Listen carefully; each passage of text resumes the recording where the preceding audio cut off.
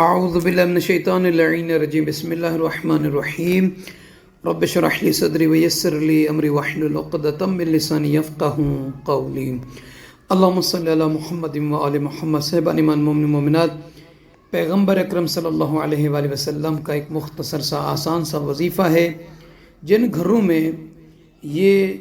وہم ہو یا یقین ہو یا گمان ہو یا شک ہو کہ ہمارے گھر میں کسی نے جادو کر دیا، سحر کر دیا، ٹونے کر دیے، یا کوئی بندش ہے، رکاوٹ ہے، تو ان چیزوں کو کیسے ختم کیا جائے اگر خدا نخواستہ ہیں یہ چیزیں جادو، سحر، اسی طریقے سے. تو آئیے رسول خدا صلی اللہ علیہ وآلہ وسلم نے مولائے کائنات علی بن ابی طالب علیہ السلام سے فرمایا کہ یا علی، جس گھر میں آیت الکرسی کی تلاوت ہو جائے شیطان 3 دن اس گھر کے نزدیک نہیں جا سکے گا. اور فرماتے ہیں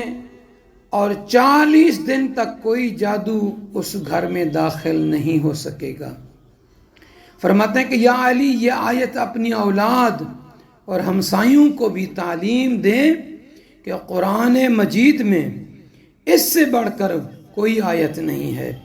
یعنی پیغمبر اکرم صلی اللہ علیہ وآلہ وسلم یہ ارشاد فرما رہے ہیں کہ اگر کسی کے گھر میں جادو داخل ہونے کا خطرہ ہو یا کسی نے جادو داخل کر دیا ہو، جادو کا عمل کر دیا ہو، وہ چاہتا ہے کہ جادو کا اثر ختم ہو، جادو کبھی داخل نہ ہو، تو ان افراد کو چاہیے گھر میں آیت الکرسی کی تلاوت کرے. یہ تجربے کے ساتھ ثابت ہوا ہے کہ جن گھروں میں قرآن پاک کی تلاوت کی جاتی ہے، جہاں پہ رحمان کی اس کتاب کی مکمل طور پر قدر کی جاتی ہے، تلاوت ہوتی ہے، ترجمے کے ساتھ پڑھا جاتا ہے، ان گھروں میں سکون بھی ہوتا ہے، برکت بھی ہوتی ہے، خیر بھی ہوتی ہے، اتفاق اور اتحاد بھی ہوتا ہے. ان گھروں میں شیاطین داخل نہیں ہوتے، ان گھروں میں جادو سحر کا اثر نہیں ہوتا. تو اس لیے اپنے گھروں کو کلام پاک کی برکت سے پاک کیجئے